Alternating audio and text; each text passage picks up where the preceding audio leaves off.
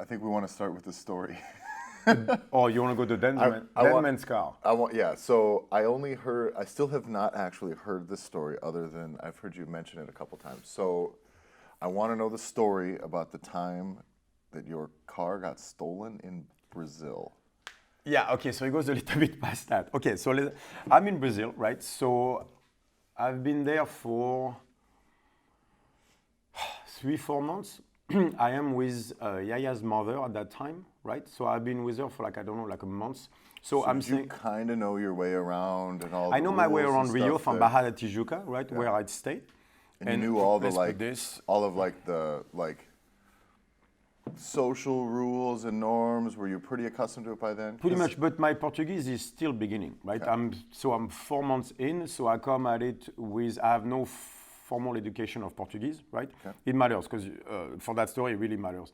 I'm learning Portuguese as I go, right? So I have a base of Spanish, Castellano from Spain, right? So which at that time I spoke well, which got ruined by Portuguese because it's so close but yet different, right? So at that time I'm reading like either comic books or like very simple stuff in Portuguese in a newspaper to try to understand the language. I can read 60-70%, but I can't speak it yet. People speak somewhat slowly, I understand, but there's a process going on, right? It takes a while to learn a new language. And so Tatiana does not speak anything but Portuguese. Right, so she doesn't speak English, French, or anything. So it was awesome. It's an interesting story as to how you closed that deal, but maybe we don't. But that's the thing. Like we never, for the first 4 months, we never fought because they didn't understand what she was saying. So we spoke in bed. It was awesome. Yeah. Yeah, that's how you make it. How do you think you close the deal and make it work? It's called animal magnetism and French accent. That's how you close the deal, right? You go like, I gotta get one of those French accents anyway. And then you just don't have it's a charisma. I don't have any of it. Exactly, it's a charisma thing, man. So anyway, we're trying to communicate. I did just fine at first. When I spoke Portuguese, things got a lot more complicated, I can tell you that. Because like, is that what you said 6 months ago? Like, I get it now, and now the fight starts, right? So it was actually a blessed period of time. I've been with Tatiana for like a month, maybe 2. And I decided to buy a car, a Citroën, like a French car, because it's Rio. There's public transportation, but I'm just getting hustled left and right. Every time I take a taxi, those fuckers don't even have the number. So, let's explain the life of a gringo in Brazil a little bit for people that get there. It's like, it got to a point where when we went to the market, I had to, or a store, I had to go first, choose what I wanted, come out, tell Tatiana what I wanted so she would go and buy it for me. Because otherwise I would literally pay triple. Like even supermarkets, I got hustled and stuff like that. There's stuff that just don't have prices. Most stores don't have prices. So it's really blue eyes, gringo, triple. Like you'll go ask for a beer and it'll go from normal is 5 reais to 15 reais for if you're not from Brazil. Oh yeah. And by the way, if you're not from Brazil, you're a gringo. They don't care if you're from Argentina. You're a gringo. So that's the life there. So at some point, literally, that would annoy the fuck out of me. Like I literally sent Tatiana buy everything. Because she was like, and then she would basically, I would go in and say, what are you doing? Leave the store. I'm like, what do you mean? I couldn't even be there. Say, no, they can see you. Go on the corner. I'm like, what the fuck? They know who's going to be eating this food. Get the fuck out of here. Literally, like she started to get pissed because she realized what the life of a gringo was in Brazil. She was like, that's not fair. I'm like, no shit. Yeah. So everything, taxi, everything is like that. Even me speaking Portuguese, she still tried to hustle. I was like, no, dude. So I'm trying to buy a car and I have the car for literally 2 days. No insurance on it, I haven't barely done the registration. If I've done it, I have the papers. But that's basically just from signing from the guys. I have the car for 2 days. She wants to take me to a place that is called Jagielski, that is an hour and a half away from Rio, 12 miles off the coast. One of the most beautiful places I've ever seen. The most beautiful place I've ever seen in my life, by the way. It's a paradise. So she wants to take me there. We're not taking the car for whatever reason. Maybe we had another car because I just bought it or whatever it was. So we go to Jagielski and we spend... You left the car you just bought at home? At home, yeah. Okay. Parked where it's always parked. And then, no. It was better than that. My bad. I have the car, so we go to sleep. Next morning, we're going to take the car to go to Jagielski. I get there, car is gone. So I have the car for 2 days. Okay. On my way to Aaaaaand, the car is gone. So broken glass, I'm like, oh, fuck. They stole the car. I have the car for 2 days, no insurance. I'm like, we fucked. So I'm like, I have no insurance. He's like, what are we going to do? I was like, I'm not doing this. We said we were going to Aaaaaand. I'm enjoying life. Fuck it, let's go. I'll do the paper stuff when we come back. What do you want me to do? She's like, are you sure? Yeah, let's go. So we take a taxi or whatever it is. We go to Aaaaaand. We spend 2 days, right? Aaaaaand is gorgeous. There's no, I mean, we don't have signal there or whatever it is. I come back after 2 days, and then I literally get calls from my friends. I get 10 calls. I was like, are you okay? I was like, yes, I was gone for 2 days, but thank you for asking. He was like, oh, I thought you were dead. It's like, what do you mean? He said, well, if you look at the newspaper today, there's a picture of your car with a dead guy in it. What do you mean? And so I'm looking at the newspaper, and this little door is open, and the guy's like this.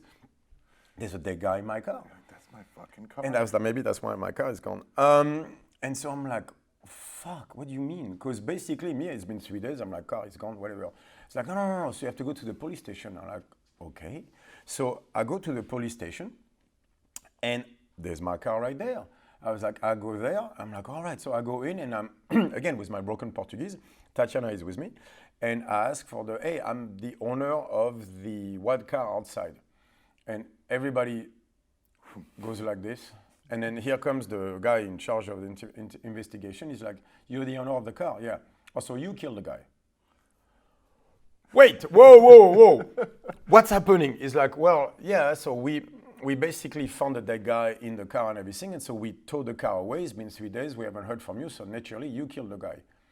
I was like, wait, let's talk. I barely speak Portuguese. Tatiana is scared shitless because it's the cops. So she's not too helpful at this moment? Zero. Yeah. She was so scared, right? This is Rio, and this is... Are the police on the up and up there, or no? Oh, no, this is where it starts. It's so bad. This is actually the only problem I ever had in Rio with the cops. There's some good ones, but it's very, very corrupt, as you're going to hear from the story. So the guy starts to he's very, very aggressive, trying to pin it on me. I was like, I was in Aaaaaand. I can show you exactly where I was. I can prove all this and everything. So basically, the conversation turns after an hour, 1,000 reais. I was like, oh, I get that. I lived in Africa. I was like, sure, fine. I was like, I'll pay, don't worry. And Tatiana is like, no. If you pay once, you'll never stop paying. You can't do that. So you have to fight it. I was like, okay. So I go back and forth.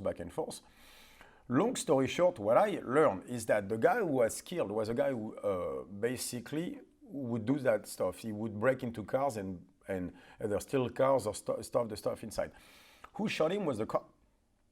One of the cops saw him break into the car and everything, so he sneaked that, went like this, boom, shot him in the head inside the car and left it there. So by that time, he had taken the title and put it in his pocket. So brain everywhere, blood everywhere, so there's blood all over the stuff. They take the stuff, they go, oh, that's the owner, therefore that's the guy who killed him. Sure. So they're trying to get money out of me. And so he goes like that, and basically 3 weeks later, I still don't have my car. Right? So at some point, I'm calling a friend saying, look, this is what happened, and everything is like, what?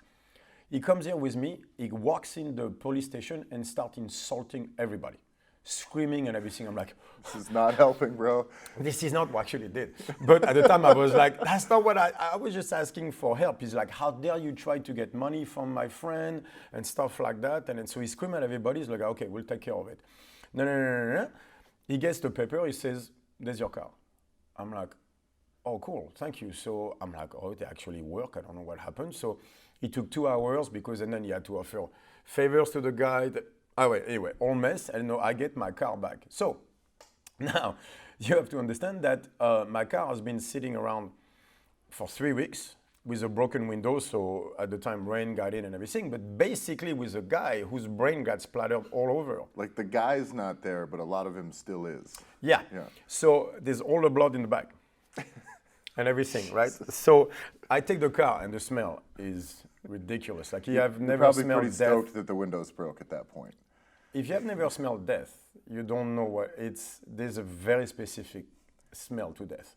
It's like you never unlearn that. Like there's a part of your nose that is ruined forever. So, by the way, I walk in the car washing place, and I'm like, "Can you clean my car?" It's like, it's going to smell. The guy opened, he's like, okay, so first of all, I need a release from the cops because I can't wash your car. Wash the body I can't wash the blood off the car and everything. So I go back to the cops to get the release, right? One of the guys is really pissed because he said, "How dare you say that I'm trying to hustle you for money and everything?" It's like, you guys asked for money. I was trying to help. It's like, okay, can I just get the release? Go back, and the guy cleans the stuff. I say, I'll pay you triple. First of all, you know, like when those vacuum cleaners that absorb water and everything, dude, there was that much shit in the bag and everything. It's like, and said, do you want the bullet? The bullet was still in the headrest. Oh my God. Smashed and everything. Did you keep it? To the head. I didn't. No. I know. It would have been tempting to keep. I so should have. I didn't. I totally should have. There was a smashed bullet in the headrest and everything. So he takes everything out and everything. I'm starting to drive the car, and Tatiana refused to sit forever in that seat. I had to redo the window, of course, because the window, I mean, the whole thing. But so we driving around for like a week, and it was like, still smells, man. So I washed the carpet twice. And at some point, 2 weeks later, I'm like, fuck it still smells. So I cut the carpet out and take it out. And then there's red maggots everywhere still on the floor. Oh, I was like, this is so gnarly. They're still red from the blood because that's what they were feeding on. It was fucking 3 weeks. That's why. Holy shit. Oh, it was so gnarly. Like, I was like, Tatiana is like, why are we keeping this car? There's ghosts in it and shit like that. I was like, well, okay, no, but I paid money for it. Like, a friend of mine borrows the car for 2 days. He dies on the freeway. I was like, I'm leaving the car, dude. The car stays. The car stays. I'm not touching it. That car was cursed. That was it. So, but there was that article. I mean, like the whole thing becomes a dead man's car. Did you ever go back? Like, did you buy that car brand new? No, it was used. It would have been so tempting then to have talked to the person before that to be like, what kind of fucked up shit has also happened since you had this car? But that was. It was just a small piece of. By the way, that's fucking smell, man. Oh, Brazil was. Those were in many ways, the 2 best years and 2 weirdest years of my life. Like stuff like that. You learn so much in Brazil. But yeah, that's the cops there, though. I've never had problem with any of the gangsters or stuff like that because they're running a business. Most of them, they run a business. So it's a very strange situation in Brazil. Like you have those small hills, right? And each hill is what they call a favela, a ghetto, if you want, right? And each ghetto is run by a gangster. Like he has a name or whatever, and he runs basically the entire hill. And I mean, don't get me wrong, they're not good guys, right? Like they'll do shit. Brazil is very strange. They're very passionate, very aggressive people, and the life there was like, it reminded me of Africa, but at the same time, it should be what they call a first world, like a developed country, because Brazil is so rich and everything. But there's a part of it that is, I guess it's a Darwinistic society, you would call it, like survival of the fittest, because they basically left on their own. And so you have those favelas. So it's like there was one called Rocinha, which is in São Conrado, right next to where I was, which is the largest ghetto in South America, right? So it spreads everywhere. It's actually a beautiful location, but it's the gnarliest place ever. And so all the drug dealing comes from those places, right? So the cops are at the bottom, and they can't come out. But so people basically that live in those ghettos basically will spend their time there. So most of those gangsters don't have social security numbers, don't know how to read or write, don't have IDs. So they basically stay there and will never leave. And the top gangsters, they know they can't come down because the cops are waiting. So they will stay on there, and that's where they'll spend their entire life. And once in a while, the cops go up and start shooting people because they want either the guys that's done the wrong thing, or they want control of the drugs, or for the other guys. Or working for the other guys. So there's shit like that happening all the time. And once in a while, he goes, and that's why right now that far-right guy got elected in Brazil, because the violence there is insane. Yeah. I never got submitted to it outside of the guy dying in my car. But it's close enough for me. But me, I never got bought in those places. Yeah, but you have to understand that like those guys, they run a business. For example, I had a friend, not entirely normal. He shows up, so two friends, acquaintances, guy that I knew, right? One is that guy who's not completely, you look at him, you go like, there's something slightly off with you, right? And there's another dude who's completely insane. Like we call it the crazy Mormon because he hated Mormon people. Why? I don't know. Because they're the nicest people in the world. Exactly. It's probably because he's that fucking crazy, right? And he was just completely insane. One time, he went for food at a restaurant, finished, and just took off running. Didn't pay the bill, could never go back to that restaurant. Everybody there knows him and everything. He's just like, that's the, you go like, dude. Okay, so those two guys at 2 a.m. decide to go to Hacienda to buy cocaine of the local drug dealer, right? The guy has Gucci pants and a golden shirt, the off guy. And then him is just, so they're walking to buy cocaine and the crazy guy start insulting the bodyguards of the guy. But like insulting to the point where they put an Uzi to his head saying, you have to shut the fuck up now because I'm getting pissed. At 2 a.m. while buying, they both made it back. How? That tells you, how? Because the guy is a businessman, that's how. Right, so, but for example, some of the guys, sometimes they control the violence in those favelas, like rape and stuff like that, because it's bad for business. Because the people they make money off come from outside. So there's no stealing, no rapes. They do the stealing and the raping, but nobody else is allowed to. Like they'll shoot people just for breaking certain rules and stuff like that. So it's basically a parallel economy and life, right? But I'm not saying they're not Robin Hood by any chance. Like those guys, they will go to a bridal shower or even a wedding, kick everybody out, rape the bride, and then no, I mean there's some crazy shit in Brazil. But on the other side, those are the people that I probably love the most out of all the cultures I've met too. Like Brazilians just love life. It was so obviously for business, it's not the best thing ever. But I remember there was one night. It's a Tuesday night. It's 8 o'clock, and then they close the street off. A street, they just close it off on both sides, and then they all come with the drums and the stuff, and suddenly it's a street party where they play music till fucking 4 a.m. with the drums and everything. I hear it from like 20 kilometers, and everybody started dancing. Everybody's out drinking, dancing, and it was the coolest. Just close the street off. Let's do this. Wild. No permits, obviously. This is not America, and they just had fun like that all night. And you're like, it's Tuesday, yeah. No one shows up on Wednesday morning for work, by the way. But so you're on Wednesday at 1 at the beach and everybody's there. So yeah, obviously when it comes to work, that's a whole different ballgame. Do not make that, they're not extremely efficient then when it comes to work. Not in Rio. In Sao Paulo, they're better, but in Rio, they're famous for that kind of stuff, right? But I've never seen people that love life like Brazilian people. I love the culture. It's interesting too, we were talking earlier about how like, even like amidst the probably a large amount of poverty that's there in Brazil, Brazil has a absolute shit ton now of CrossFit affiliates too. Oh yeah. So it's a weird, like, but and that also is an interesting part. So I think now they are at 1250. I think it's the second largest concentration of affiliates in one country outside the US. They because I mean all over Europe, I think they have 3,500 affiliates. Brazil itself has 1,200. But they basically started with 6 or 7 years ago. I don't think there was a CrossFit affiliate when I was there. I mean, I know there wasn't because that was 14 years ago, so no way. Mm-hmm. Like, I think they started with, the first one only opened like maybe 5-6 years ago or something like that. So the growth has been completely insane. And I didn't necessarily thought that CrossFit would work. Because for some reason I didn't think it would work in France. Because like for example in Brazil it's all about legs and ass. So the bigger the booty the better, which I was all for by the way. But it's one of the reasons. Yeah, my ex was a samba dancer that works as well.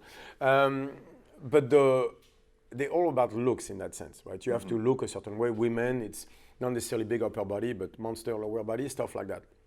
And I was like, so CrossFit is all about performance and training, so it won't work. And it just took off in Brazil like nowhere else. But what you see out of that is that there's an adulation of the CrossFit Games. Mm-hmm. Like you see that in, I don't know if that has changed because I haven't been in Brazil since then, but every time what I see the social media from Brazil, the people that I met, it was always about the CrossFit Games. Like for example, when Invictus is supremely popular in Brazil, right? Because they have all the CrossFit Games athletes, they have all, that's the shiny aspect of CrossFit. Yeah. It was a bit the same way in Dubai. Like they bring very, very good competitors to coach. Yeah, so they kind of go from the top down. Yeah, so they bring those great competitors to coach thinking that's the way you do CrossFit. I have to have the top competitors, and so they bring them to coach even if they have no coaching experience, right? Because that's what CrossFit is. And that, to me, showed what the problem has been since the beginning of the CrossFit Games. Like people, so that creates a number of problems for affiliates, obviously. Like, for example, again, it's not all of Brazil, and then they will learn their lesson on this, but like I saw that in other places as well, like Dubai being one of them, where it's that constant, it seems like the culture of CrossFit revolves around their top athletes. That to me is an extremely dangerous thing, right? And I think for affiliate owners, it's a nightmare. Because first of all, we have to establish that there is two CrossFit. There is a training system, and then there is the CrossFit Games. Two different things, right? One has nothing to do with the other. And then the CrossFit Games took off, like as we all know. You know, the second he got, well, actually, who did it was Seven, right? You know, the video guy. Yeah. When he did the first two CrossFit Games at Aaaaaand, CrossFit Games 2 and 3, and he had those videos, were the coolest thing ever to watch. But that changed the culture. Before that, it was about health. It was one workout a day. It was intensity. It was, you know, like that community that was growing, but that was based on health, right? What Greg Glassman wants, which is health. And the CrossFit Game kind of hijacked that. And I think CrossFit kind of went with it because it allowed them to grow exponentially so fast. Because it was really visible. It was extremely visible, and the people looked awesome. And they changed the way women look at themselves and the way they train, and then they all show up and they're jacked and they're beautiful and everything. So it was an actual pitfall. But I think for a few years, CrossFit HQ did not push the health factor enough. So I think for affiliate, it created a huge issue that I think Greg Glassman now is trying to correct. But I think for years we didn't talk about it so much. Like I can tell you from my experience, right? At all my seminars, there's an ugly truth, for example, is that on average I had 60 to 70% of gym owners at my seminars that came to me after and asked me, or even out there, should I de-affiliate, right? Because for many reasons, it's like, for example, the lack of quality control means that I'm on the top of wherever I am, my city. That means everybody else that is starting is bringing me down. Yeah. Because they have no fucking clue what they're doing. I'm trying to go, because I'm old school. I'm still remembering CrossFit for health and trying to help people. And those guys just look at the CrossFit Games. And that's basically want everybody to do muscle ups even though they shouldn't. And they're bringing me down. Yeah, because then you're having to answer to everyone else's bullshit. You know, everyone else has created these problems and then you're stuck with it. When I opened my affiliate, I opened with full intentions on de-affiliating after my second or third year, for sure.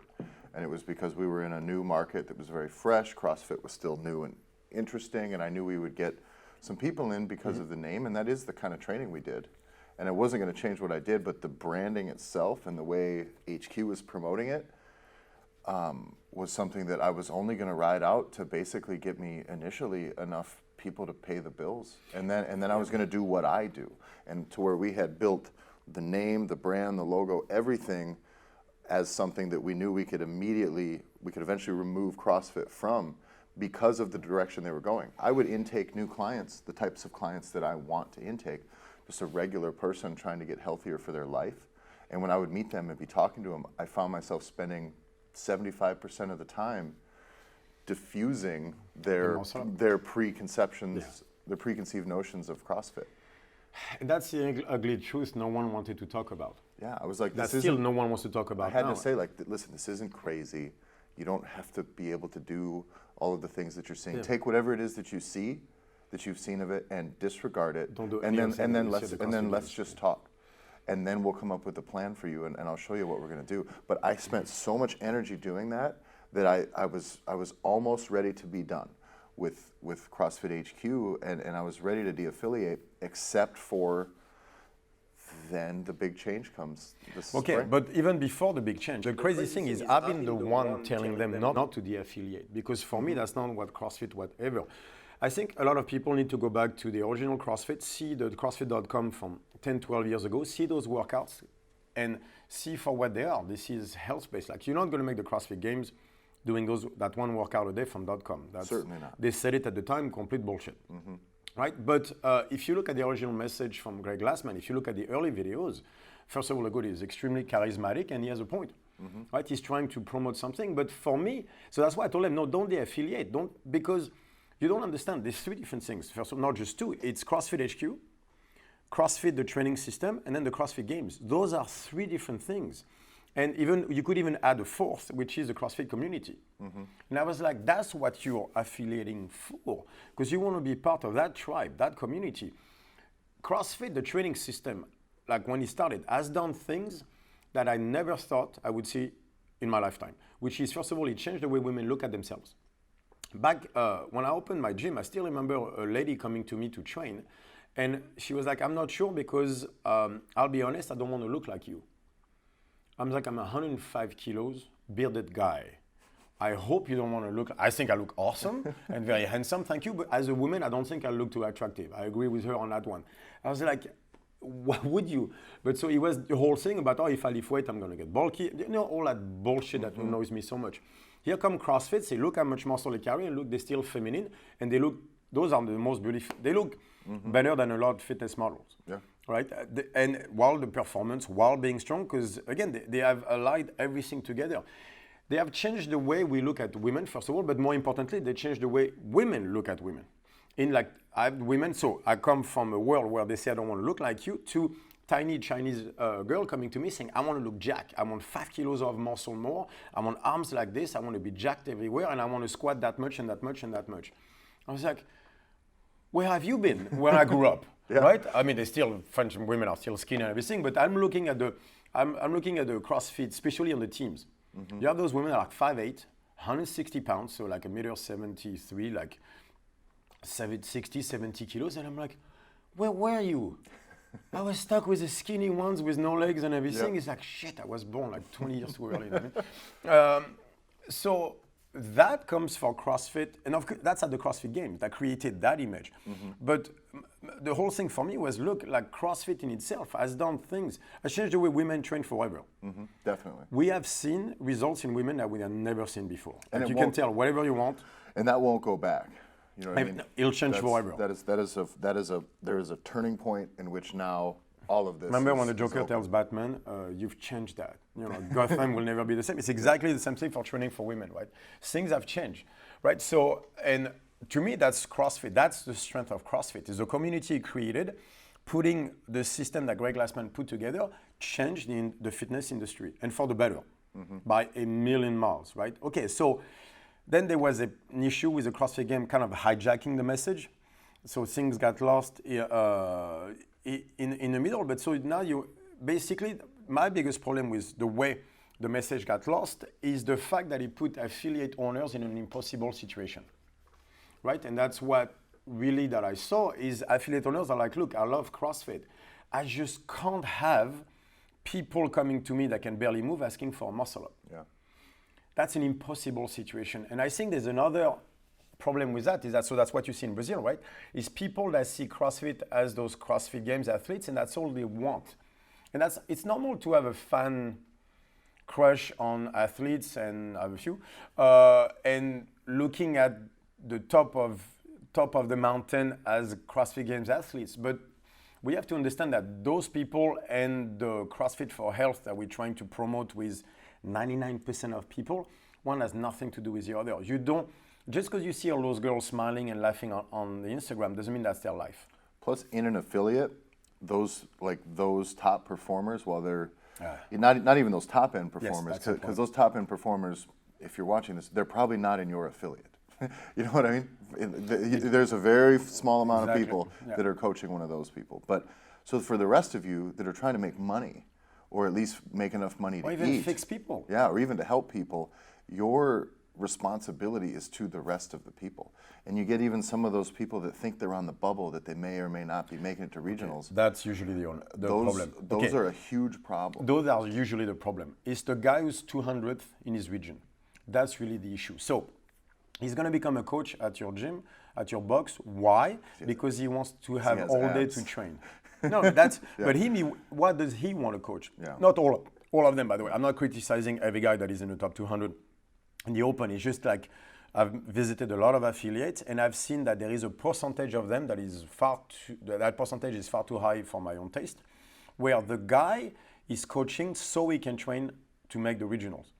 That's really why he's coaching. I want to make regional. That's my goal in life. He doesn't do CrossFit. He is a CrossFitter. Yeah. If you ask him who he is, a CrossFitter. No, that's what you do.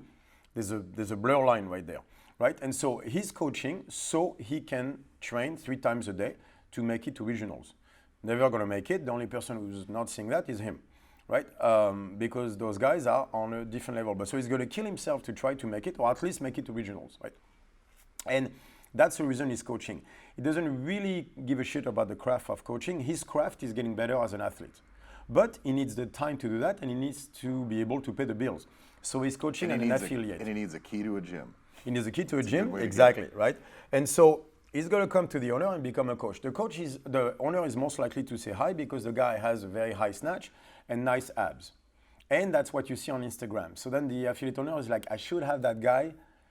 And I think that still gives, from a perception standpoint, that gives your regular members, because if they've been training with this person, they see, oh, he's super fit, he must know what he's doing, he's better than the rest of us in here. So it almost gives them a better opportunity for buy-in, even though that person probably hasn't earned it and doesn't give a shit about coaching. But, and that guy, by the way, is part of those 6 assholes in the back who do their own programming, or somebody else programming or whatever. The problem with that is, basically, they're saying your programming is shit. Like, at least to the members. He's saying, like, you all do that, but that's useless. I'm going to do my own thing in the back. We're better than the rest of you.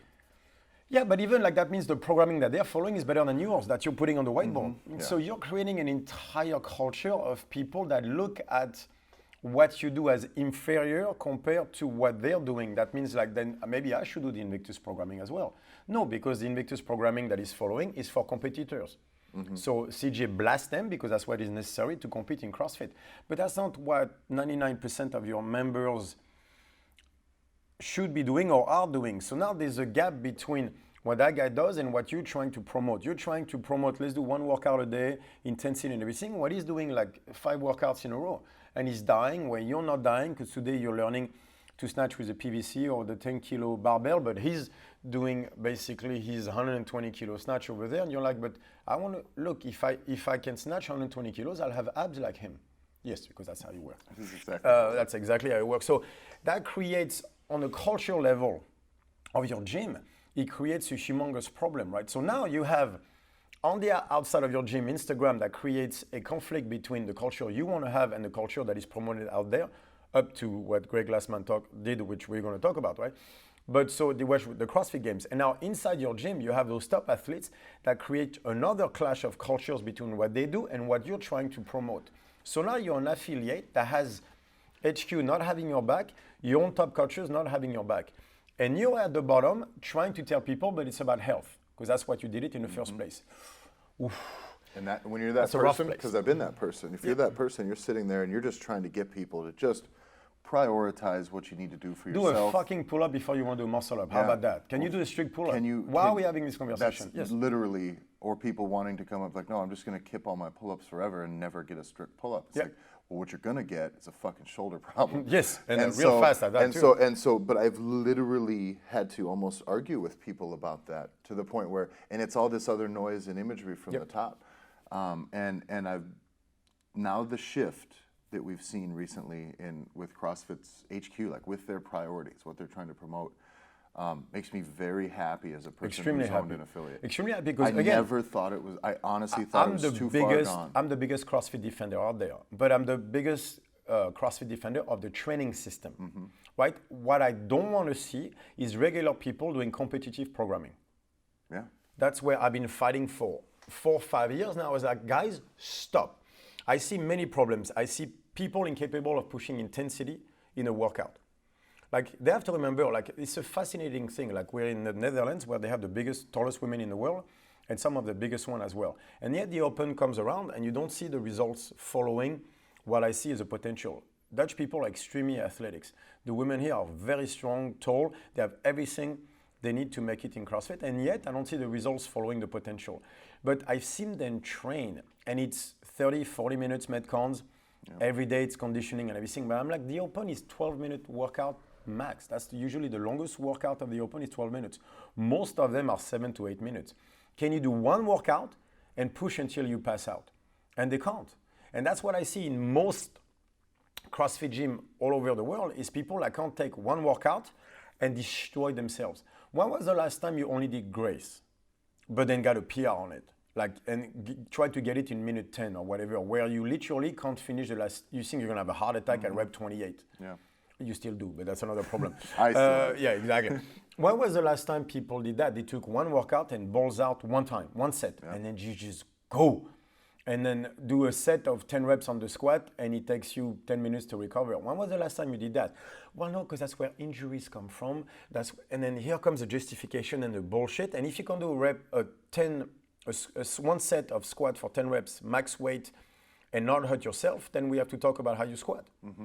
And the deficiencies that you create and stuff like that. But that's where training is. That's really CrossFit is intensity over volume. Yeah. That always works. And now we because of the CrossFit Games and people misunderstanding what they were looking at, because there's a lot of that, people who think doing 3 workouts of 40 minutes a day is going to get them to the games. No, strength is the way, is the gateway to the CrossFit Games. If you're not strong, you're never going to make it. That's what, and the thing with people, a lot of people miss is that's what takes the time to build. Like, so if you're deficient in your strength in this sport, the problem, now you obviously can't push it too far and leave everything else behind, obviously. Because it's a sport of balance. Yes. But the fact of the matter is, if you look at somebody like, say, like a Jared Enderton who came into the sport of CrossFit as a very strong weightlifter, like really fucking strong. Strong man weightlifter. Yeah, and so when he came in, it was not very much time until he was at the games because he had the strength, which can take a fucking decade to get, and then he just built the work capacity on top of it. Now, it doesn't hurt that he's like 5'4". My philosophy on CrossFit is fitness is 50% fitness and 50% shortness, which is why I was never meant to do it. The CrossFit Games anyway, I mean, they're not the tallest people, to be honest. But I see so many people like, well, you know, I just want to fucking smash myself for 45 minutes today doing just some box jumps and some kettlebell swings and butterfly pull-ups. And here's the problem is they say, yeah, but I'm not trying to make the games. But you're acting like it. But exactly, and that's the thing is their words and their intent don't match. Where so you basically, because then I get that justification all the time, and I'm like, but I'm not shooting to do well at the open. So first of all, you're gonna explain to me how come you're redoing the workout 3 times. Exactly. You're gonna have to explain to me that one if you're not pushing for the open. But second of all, you say basically you just want to do the open for fun. That's why you're doing every workout 3 times. And basically, so you're gonna do those 45 minutes workouts. All right, so because you just want to do CrossFit. I'm like, okay, but that's not what Glassman said. Then we're going back to, I think he knows what CrossFit is since he came up with it. Glassman was like intensity over volume, short workouts, kill yourself. Once in a while you do 20 minutes, but it's one workout and you kill yourself. So I see you do a strength part, ABCD workout, and then the skill part, and then a 40-minute Metcon, but you don't want to compete in CrossFit. You just want to do it for health. But then shouldn't we do it the way CrossFit wanted, which is you get either strength or conditioning, and then you balance everything. You just can't have it both ways. Yeah, and a lot of people, if they're trying to set priorities, they don't even, like the fact of the matter is if you're training just 3 days a week and you're average Joe, just fucking come in and work and do some sensible shit. Like that's the thing that always gets me. How about you listen to the owner of the place who most likely knows better than you? Who I hope knows better. Okay. But who hopefully knows better than you? At the very least, they've got something on the line to be good at. Yes. You know? So I will go with trusting them, right? And you do maybe one strength and then one conditioning and then one skill workout or whatever. But the point is you're training 2-3 hours a week and everything. And again, you're going there for health. Then have your intent match your words. But you can't come in and say, I want to be healthy, but then shoot for the next 2 months to get a muscle up. That drives the owner insane. You're putting your coaches into an impossible situation, and all you're gonna get is busted shoulders. Because you are not George Bridges.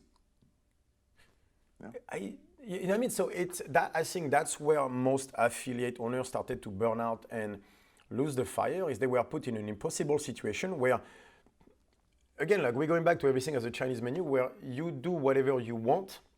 So words and intent don't match with most people. It's something that every time boggles my mind. It's like they come in and they go like, I want this.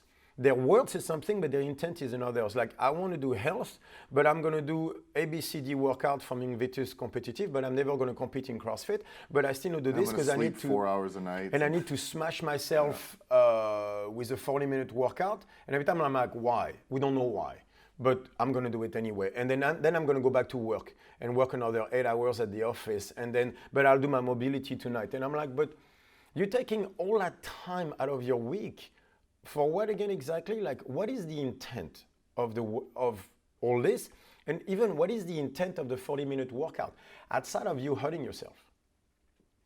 Because if that's what you're in for, then you don't need a coach, you need a shrink first, right? We need to talk about this, by the way, which I'm all for. Let's talk about it. Why you need to hurt yourself during those workouts? And many times it's because that's the only thing you can feel. It's better to feel pain than to not feel anything. All right, then let's talk about the fact that the only thing you can actually truly feel, the only emotion you're in touch with is pain and the anger it gives you. All right, can we talk about this, please? Because that has nothing to do with fitness anymore. Or at least maybe fitness is about that, right? Maybe fitness is about... It turns into it, something like that. Well, actually, my belief is that's what fitness is, that's what training people is to make them better human beings. So it goes way past just getting double unders. But then, if we're going to go that route, which this is what I want to do, is to go that route, then it's not about the open. It can't be. Right? Yeah. It's about making better human beings. And we go back to priesthood and being, very so close to coaching. I believe that's why most CrossFit gym owners, or most gym owners in general, I don't want to narrow it down to CrossFit, but most gym owners out there for. They want to help people. They have a true desire inside to save people from their physical shitty life, right? Because they're breaking, because they feel their back all the time, because they can't sleep at night, because they don't know what to eat. I believe most people, that's what they want. They want to help people become better humans. Is there anyone... Going to the CrossFit Games does not make you a better human being. And is there anybody that gets into coaching with their goal is to like coach professional... Yeah.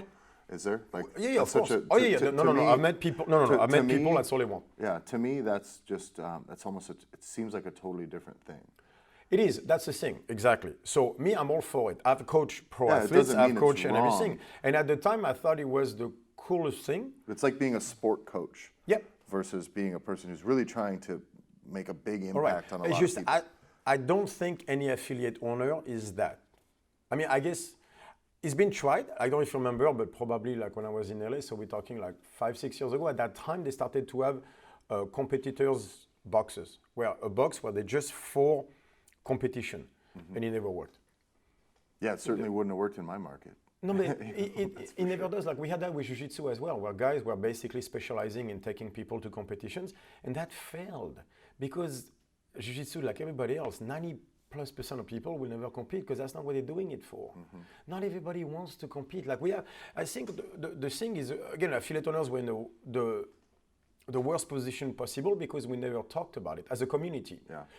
By the way, we have to also stop putting everything on HQ and realize that CrossFit as a community is his own thing. CrossFit doesn't tell us CrossFit never tells you what to do in your own gym. So why are we following blindly what we see at the CrossFit game and everything? It's us as a community to also grow some balls and say, how about we do this and not that? And that's and other people can do it however they want to do it. And that's the thing I liked about getting involved with CrossFit as an affiliate is you can do it your way.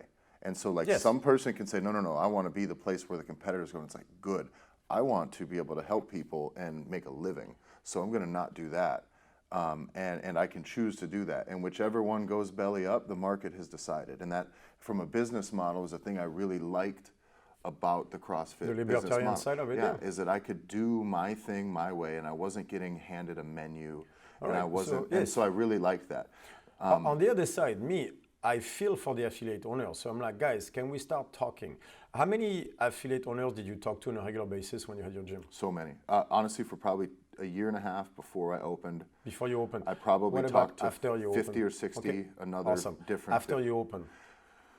Quite a few still, but still quite a few. But because I was trying to outsource experience, right? Because I didn't have it. So no, but that's great. I think you were the smart one. Yeah, but I think there's not enough. But what I got back from once I got into it, what I was getting back from even asking questions in some forums with affiliate owners, is there is a lot of people that were really hardline into the competitive image of CrossFit, and it was very off-putting to me. I think like within 5 years, they burn out. Like that's, again, I've met a lot of gym owners throughout because they must be like what, 60-70% of the seminars, right?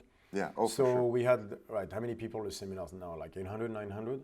Something like that. So you're talking at least 500 gym owners, maybe more. And I'm talking 60-70% of that wanted to de-affiliate. So that's a shitload if you look at percentage-wise to people that show up at my seminar. And now within 5 years, they're burnt out. And when we talk about, I mentioned earlier what my plan was going in was to de-affiliate. Now, if I still own that business, I would not choose to de-affiliate with the change. With the new that I'm changes, seeing. yes. Which because makes me very happy. Because I now happy. feel like the direction that I wanted to go with my gym is the direction now that it seems like there's continuity with that at the top. And they're not telling me what to do, but they're now representing what I want them to represent. And now that makes me happy to be a part of something like that. That's why when I saw like Greg Glassman getting rid of the regionals and everything, to me what I saw was a professionalization of the athletes of CrossFit, which is what will happen. And because that they are professional athletes. Like there almost needs to be a separation to be like, listen, dude, if you're starting CrossFit at 30 years old, it's like starting playing basketball at 30. You're not going to make it in the NBA. Yes, like, exactly. I'm sorry. So yeah, it's not worth your effort even. Just and there'll be some freaks here and there, but I take it as like jiu-jitsu, and because with the UFC now, you have guys that walk in, and unless you're John Jones and you have wrestled your bigger brother your entire youth and was a very incredible wrestler or stuff like that, you show up for your first MMA class at 25 with no background, it's going to be hard. Yeah, unless you I'm not saying you can make it, but you have to be a generationally transcendent talent. Exactly, to do this. And just because there's one once in a while does not make it realistic to open a jiu-jitsu place and to promote going to the UFC for 99% of people that show up in your place. Like if you're trying to make the UFC to be healthy, you're fucking insane. The only thing you're going to learn to do is run well. Yeah. Because you're going to run away from the guys, because you're going to get the shit beat out of you on a regular basis. People don't understand what it feels like, by the way. This is not... You go into martial arts for most people for the workout, for the learning skill about yourself, the acquisition. skill, learning about yourself, learning respect, learning discipline, learning to not freak out when someone's trying to take your head out. Those are the things most of us do martial arts for. Like that's why I started with jiu-jitsu. Me, even though I was one of those ridiculously talented people, is because I realized what it would do for me as a person. Yeah. Not as a competitor. Yes, I ended up competing and everything, and that's where, by the way, I fucked myself up mentally, is like with the competition, because I should have stayed with just what it was doing for me as a human being. Fitness is, to me, is so much more than that, right? So to narrow down the search of making better human beings to maybe I can make the CrossFit Games is a sin. Yeah. At least, I'm not saying everybody should share my opinion. I'm just saying that's the way I look at it. And from my conversation with affiliate owners, with gym owners, that's mostly what I see. I see people that told me directly, they told me directly, this is not why I opened a gym for. Yeah. I did not open a gym to see people getting what they call adrenal fatigue. I'm not sure that there's such a thing, but you get the idea. Like that burnout within people. I did not open a gym to see people fucking up their shoulder left and right, to try to do a muscle up instead of getting a strict pull up. This is not why I opened my gym. And I think a lot of the burnout comes from that. Yeah. And so like that new format where he's getting rid of the regionals and everything, and he's getting rid of those mid-level athletes that won't make it to regionals or maybe once a lifetime, but that are sacrificing everything, including their coaching skills, to make the next step. I see that as a major plus. By the way, if you think you can make it to something like regionals, training 3 times a day, and still have the right idea about being a coach, you're lying to yourself. Mm-hmm. I was that guy. When I tried to be pro in strongman, every time I had a workout, it took me 3 hours to recover, right? And then a lot of your energy goes toward yourself, which, by the way, you need that. You need to be selfish in the sense of doing stuff that makes sense for you, right? And your vision has to be inward. That's necessary to be a good athlete. If you don't have that, you won't be a good athlete. So I understand the drive completely on that. But you're not going to do that and be a great coach at the same time. That is just not true. StrongFit probably was delayed by 2 or 3 years because of my quest to be a pro strongman, ruin a lot of stuff physically because I didn't do it correctly anyway. But I know how much energy I put into it, and I know how much it took away from my coaching and StrongFit and all that stuff.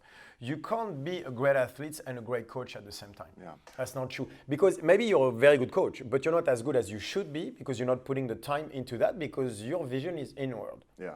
That's just a fact. Because it is two very separate things. It really is. The idea of being able to work with somebody and about their thing and be present and what do you need and how can I progress from where you are to here when you're only worried about where you are. It's a very, very, You'll very be a good coach, but you won't be a great one. Yeah. Don't lie to yourself about it. I know, I've been there. I've seen the results on StrongFit and everything.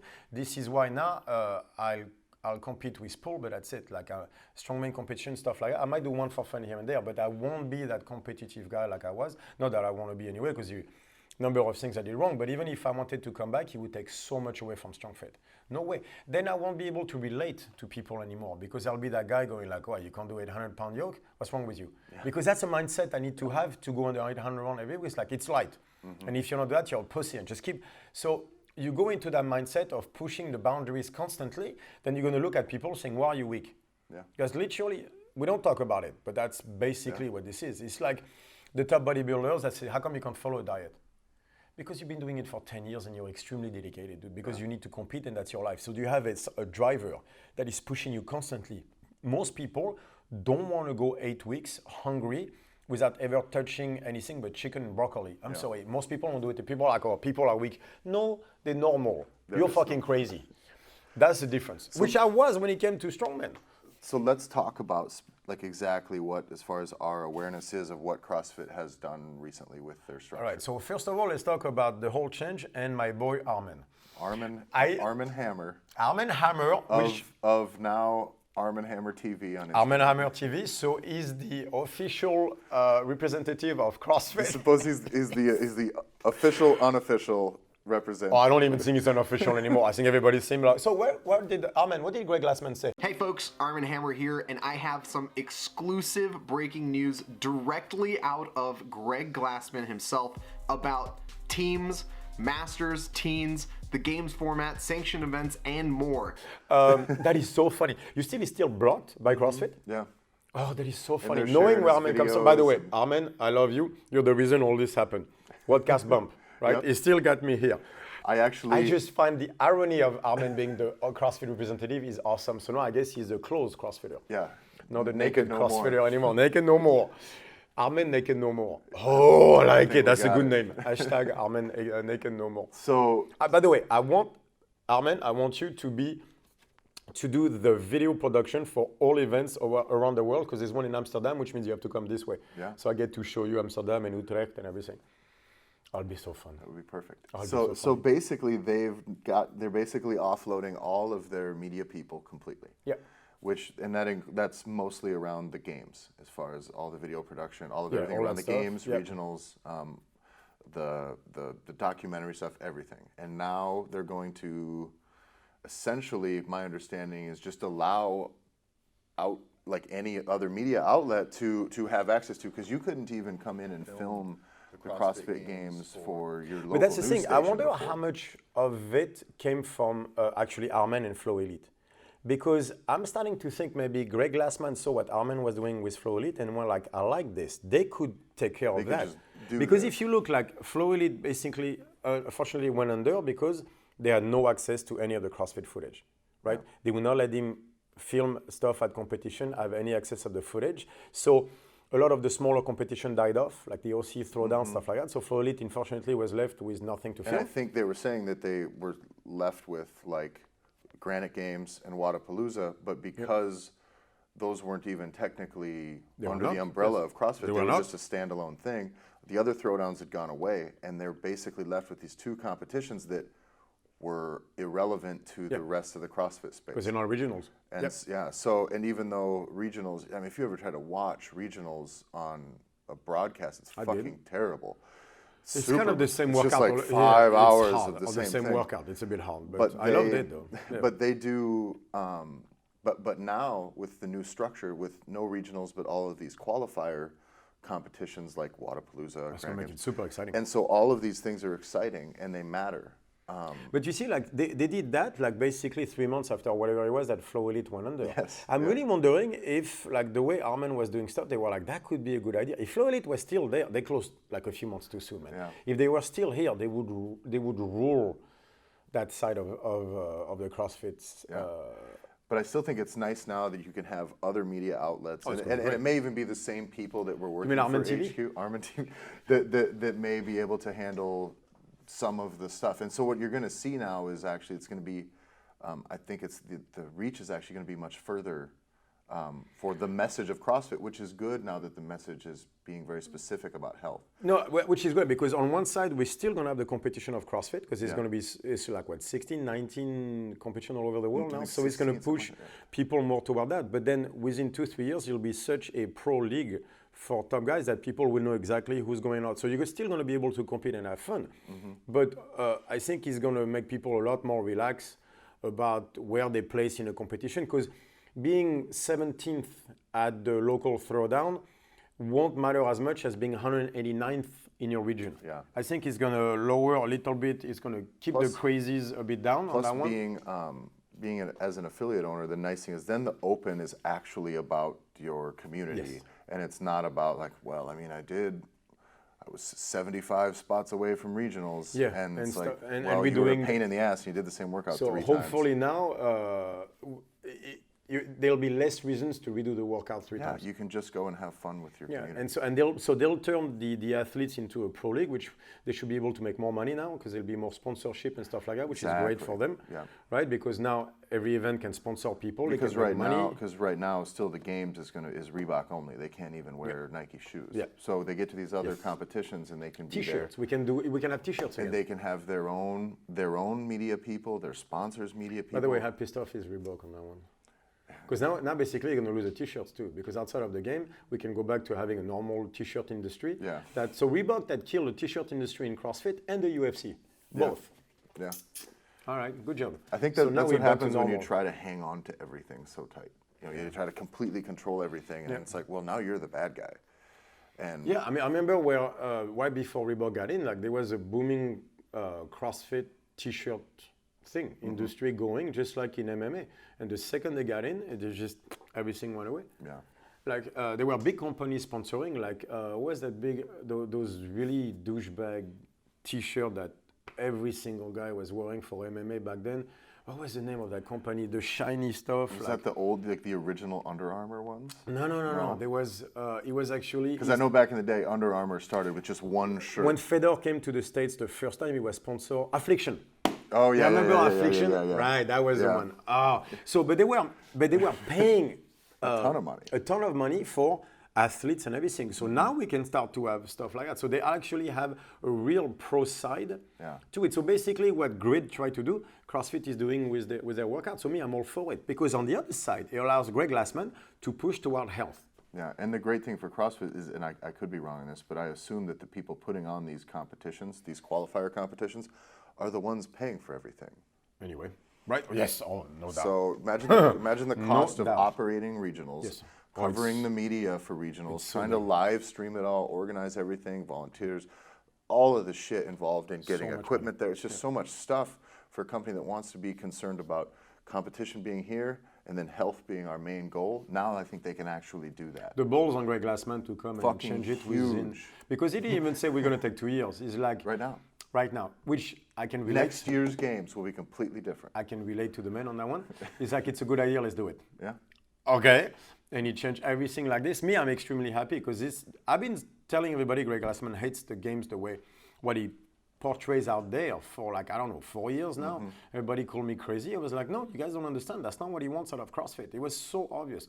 That makes me extremely happy. So now I feel like the affiliate owners are going to be far less, we'll see obviously, but my feeling is that there'll be far less stock with Joe wanted to do a muscle up when Joe can do a strict pull up.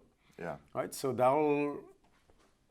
I think it's going to help a lot of affiliate owners, right? And I think it's going to help coaches focusing themselves on coaching as well and stuff like that, which to me, let's have that conversation on the next podcast, but we need to talk about this as well.